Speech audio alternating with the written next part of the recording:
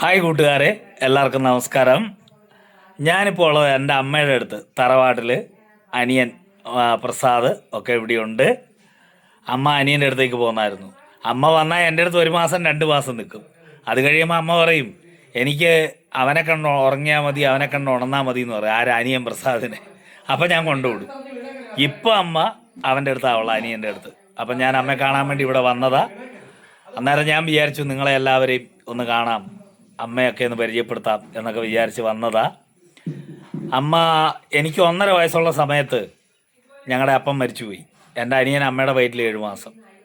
ആ നിറവേറും വെച്ച് ജീവിക്കാനൊന്നുമില്ലാത്ത കാലത്ത് റോഡ് പണിക്ക് കല്ലും മണ്ണും ചുവന്ന് ഒരുപാട് കഷ്ടപ്പെട്ട് എനിക്ക് 2 മൂത്ത ചേച്ചിമാരും എനിക്ക് ഒരനിയനും, അങ്ങനെ ഞങ്ങൾ 4 പേരാണ്. ഞങ്ങൾ 4 മക്കളെ അമ്മ ഒരുപാട് കഷ്ടപ്പെട്ടാണ് വളർത്തിയെടുത്തത്. അതുകൊണ്ട് ഇന്നും അമ്മയ്ക്ക് വീട്ടിൽ 1-ാം സ്ഥാനം. അത് കഴിഞ്ഞിട്ടേ ബാക്കിയുള്ളൂ കേട്ടോ. ഇപ്പോൾ അമ്മയ്ക്ക് 82 വയസ്സ് പ്രായമുണ്ട്. ഈ 82 വയസ്സ് പ്രായമുള്ള അമ്മയ്ക്ക് ഒരുപാട് അപകടങ്ങൾ വന്നിട്ടുണ്ട്.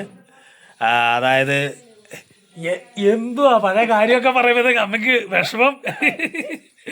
പണ്ടത്തെ കാര്യമൊക്കെ പറയുമ്പേ അമ്മയ്ക്ക് ആ ഓർമ്മ വരുമ്പോൾ അന്നേരത്തേക്ക് വിഷമം വരുന്നു. അപ്പോൾ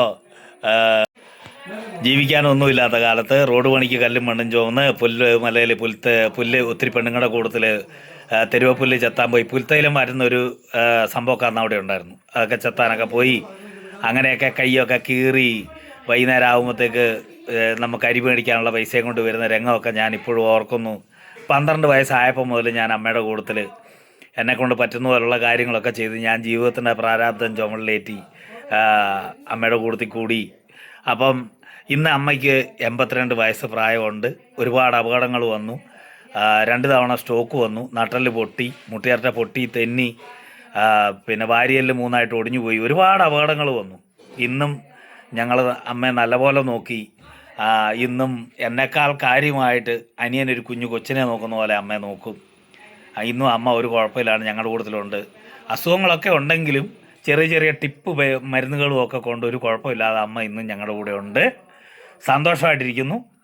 അപ്പം അമ്മ എല്ലാവർക്കും ഒരു ഹായ് പറഞ്ഞമ്മേ. എല്ലാവർക്കും ഹായ്. കേട്ടോ, എല്ലാവർക്കും ഹായ്.